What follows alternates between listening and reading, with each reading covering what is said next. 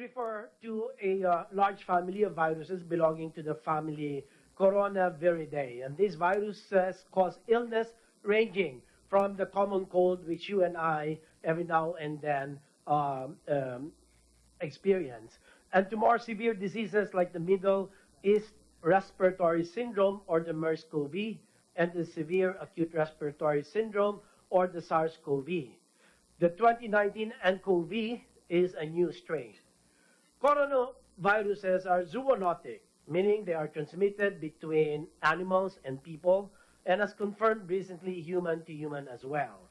Patients who contract the coronavirus were shown to exhibit respiratory symptoms such as fever, cough, shortness of breath, and breathing difficulties. In more severe cases, the infection can cause pneumonia, as what has happened to the first or the second case of novel coronavirus patient who died in the Philippines. This is an imported case, and I'd like to underscore that this is an imported case. The acute respiratory syndrome and kidney failure are also complications at the extreme end.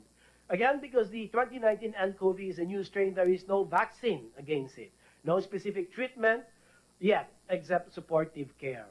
Now, as of February 3, 2020, this have been shown. We can move on. Suffice it to say that the current statistics would show that the case fatality ratio for nCoV has so far gone down from 3% to 2%. That's a good one-third reduction just over the last few weeks.